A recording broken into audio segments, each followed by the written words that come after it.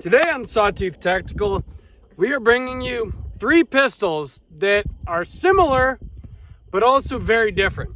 We have the Glock 19X, the Canik TP9 Elite Combat, and of course, my personal M&P 2.0. Let's see which one wins.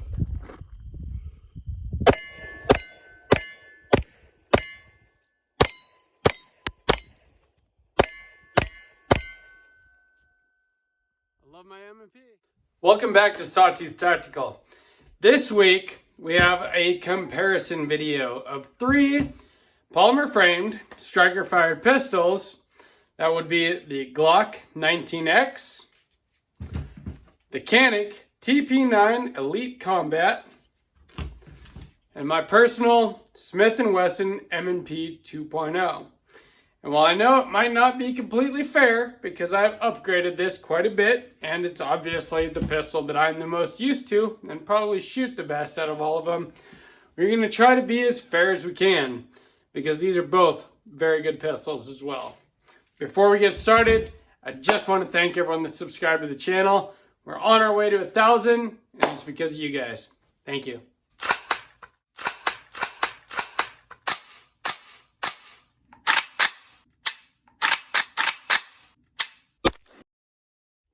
Glock 19X, ultimate in reliability.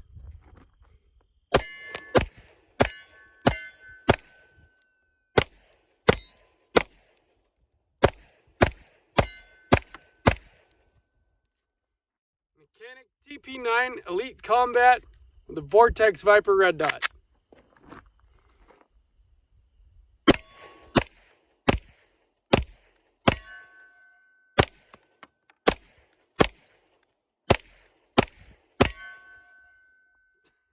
If you've been following the channel, you know how much I love my M&P.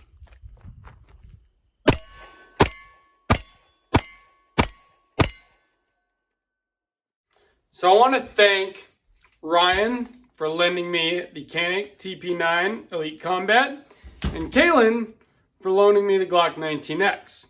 Now I thought that this would be a good comparison video because all three of these, including the M&P 2.0, are striker fired polymer frame pistols, and they're all very similar in size. So the Glock 19X has the 19 slide and barrel, which is compact, but a 17 frame, making it a full size.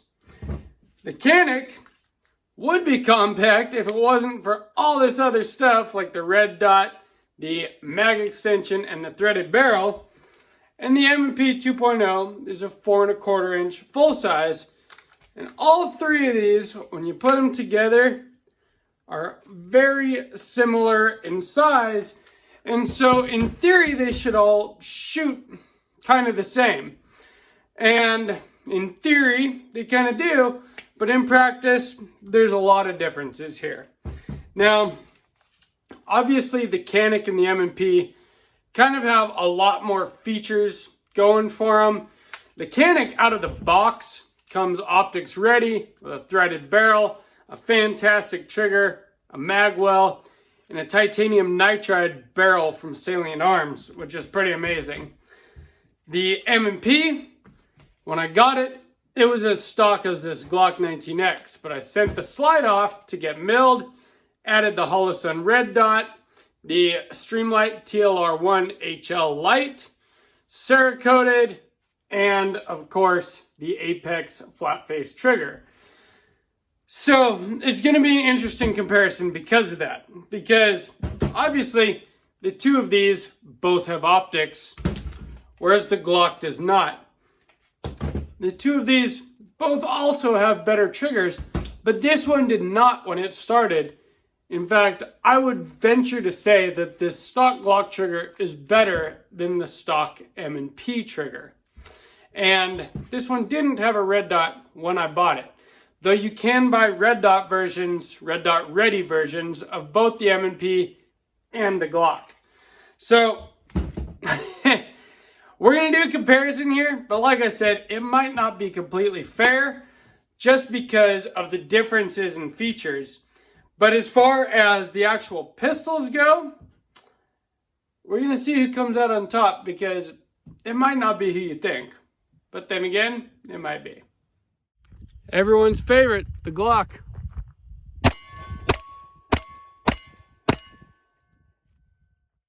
This Canik has even more features than what I have personally put into my M&P. While my M&P is cut for a red dot and has one now, and has a very fantastic flat-faced apex trigger in it, this Canik comes with those things out of the box, as well as a threaded barrel for a suppressor or a compensator if you choose.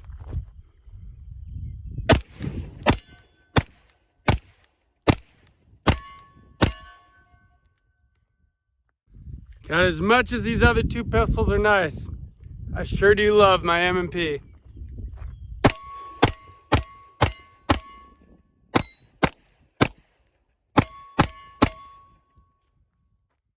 So I'll be the first to say that I enjoyed shooting all three of these pistols out at the range today.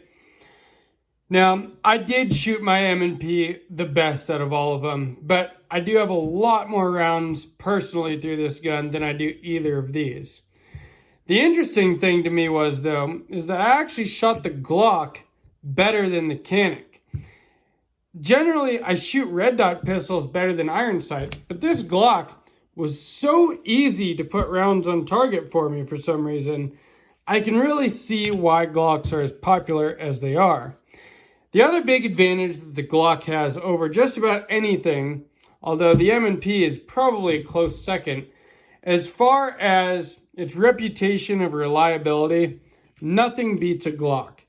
And the Glock 19X was actually submitted to be the military's next sidearm. Now, it didn't win that contract, the SIG P320 did, but this was a close second and a very strong runner-up, and it's a very, very good gun. It's extremely reliable, and it's very, very easy to shoot well. Now, I could be wrong about this because it's not my pistol, but I feel like maybe that the red dot wasn't zeroed, at least not the way I would have maybe zeroed it. I'm not sure. I didn't shoot the Canik as well as the other two. Even though both of these have red dots on them, I just shot my M&P much better. But let's take a look at the pistols and what you get here, because they're all fairly similar in price points. Glock is about $600, Canik's about $700, but you get a lot of extra features for that.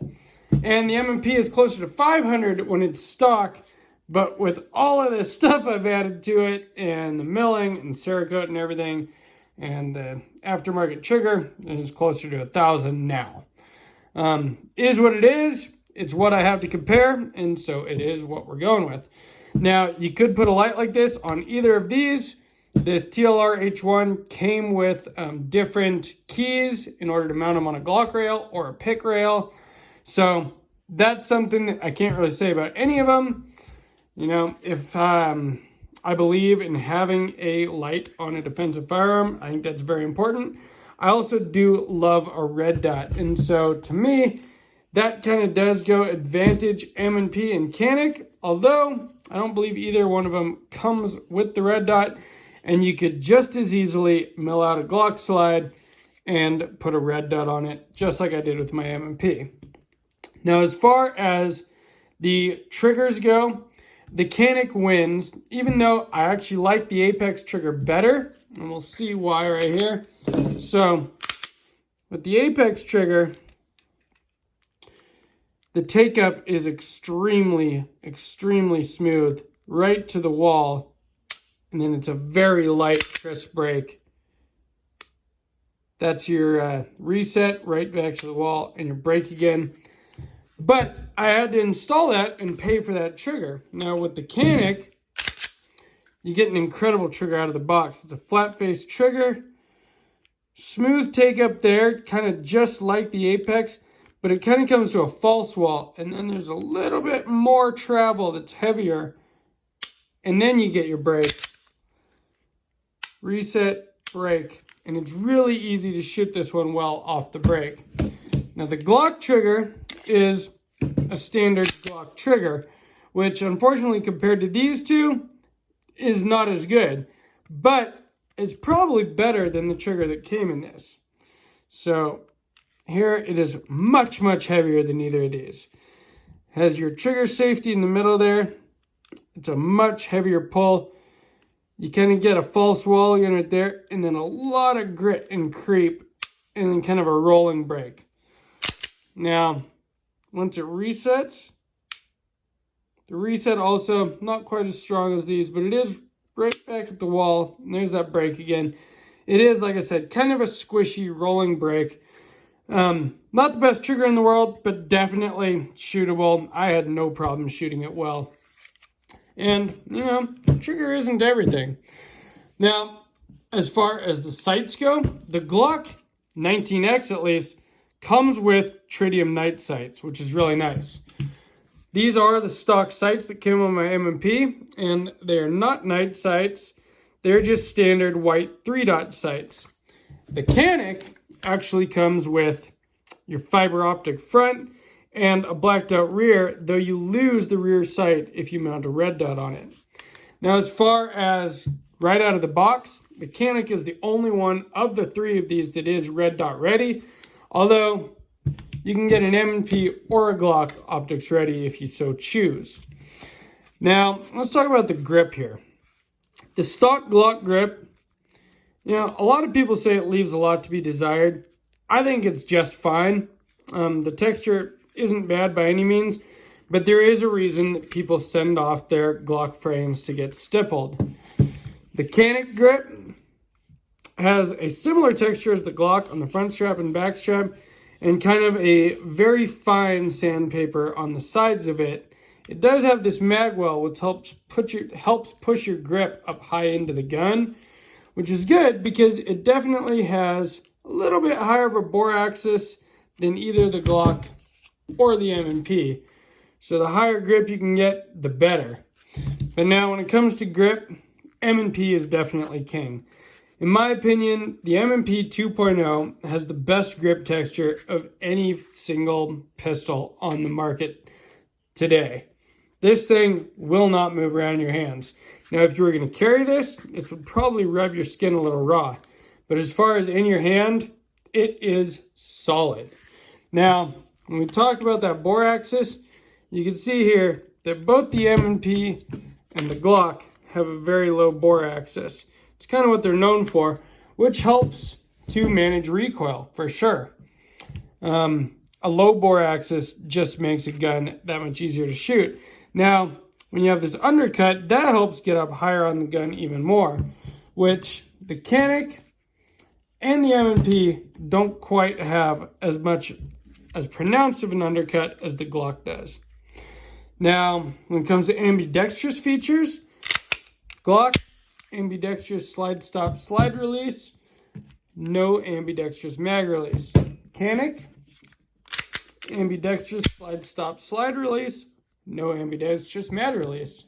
And the Smith & Wesson, ambidextrous slide stop slide release, no ambidextrous mag release. So they're all pretty similar as far as that goes. Now, the Canik does come with this Salient Arms barrel and magwell, which out of the box, that's a pretty sweet thing to have, I gotta admit. And especially the fact that comes ready to run a suppressor or a compensator. You almost can't beat that. As far as shooting them, well, let's go back up top and we'll talk about that. Now let's talk about how these three pistols performed out on the range. I started with the Glock, and I was actually surprised how well I shot it. There's a reason that these are the most popular pistols in the world. They're just very easy to shoot well. You know, I hear people complain about the grip angle, complain about the trigger. Neither of those two things seem to make any difference to me whatsoever. I was able to put rounds on target with this 19X very easily. And the next gun I shot was the Canik TP9 Elite Combat.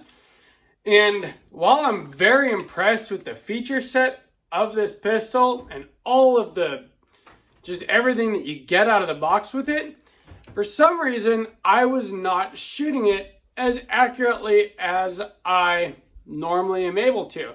And I don't know if that just has to do with the red dot not being zeroed for the, I don't know. But I just wasn't putting rounds on target as well as I was with the Glock or with my personal M&P. Now, as you would probably expect, with the M&P, this is the one that I shot the most accurate and the quickest with. But that is to be expected, as I have been shooting this pistol for a long time. I'm very used to the way it feels, the way the trigger works, the optic I know is zeroed, and I'm just very confident with this gun. Now when it comes to reliability, all three of them were perfectly reliable. I didn't have a single hiccup with the Glock, the Canik, or with my M&P, as I would expect. Now, the Glock and the M&P probably do have a little bit more of a reputation for long-term reliability, but Canik, that reputation is growing with Canik. People love these Canik pistols, and I can see why. They feel great, they shoot great, and they just come with a ton of features out of the box that make for a really, really incredible value. Now, I'm sure that if I had some time to work with this red dot a little more, I would probably shoot this pistol just as good as I could with the Glock or the M&P. It's just, the reality is that I didn't shoot it as well today. Is what it is. Glock 19X.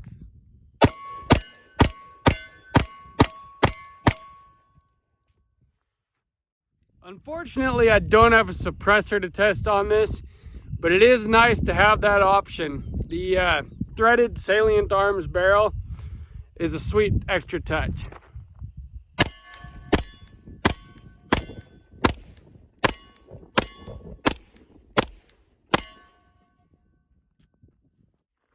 M&P 2.0.